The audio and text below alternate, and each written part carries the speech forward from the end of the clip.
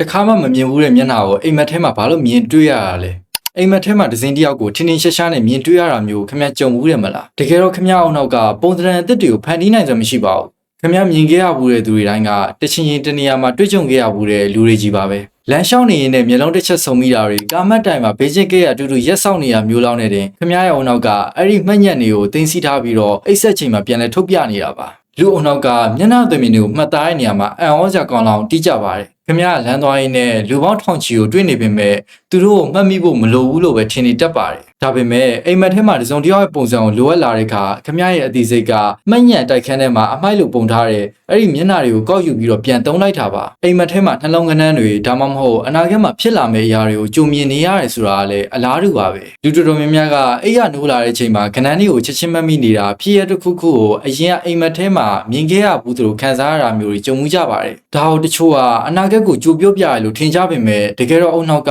ပုံစံအသစ်တွေကိုရှာဖွေရတာကိုနှစ်သက်လွန်းလို့ဖြစ်လာတာပါခင်ဗျားစိတ်ပူပန်နေတဲ့ကိစ္စတွေအမြဲတွေးနေတဲ့ကဏ္ဍတွေကိုအုံနောက်ကအိတ်ဆက်ချိန်မှာပြန်လဲပုံဖော်ပေးလိုက်တာပါဒေချာဘူးလို့ခေါ်တဲ့အရင်ကမဖြစ်ဘူးတာတွေကိုဖြစ်ဘူးသလိုခံစားရတာမျိုးကလည်းအုံနောက်ကသတင်းချက်လက်တွေကိုမှတ်ညံနဲ့မှားယွင်းစွာတင်စီလိုက်တဲ့အခါဖြစ်ပေါ်လာတာပါမျက်စိနဲ့မြင်လိုက်ရတဲ့မြင်ကွင်းတစ်ခုကိုအုံနောက်ကချက်ချင်းမှတ်မိသွားပြီးတော့ဒါကိုအရင်ကအိမ်မက်ထဲမှာမြင်ဘူးတဲ့ဆိုတဲ့အတီတရားတစ်ခုကိုဖန်တီးလိုက်တာမျိုးပါ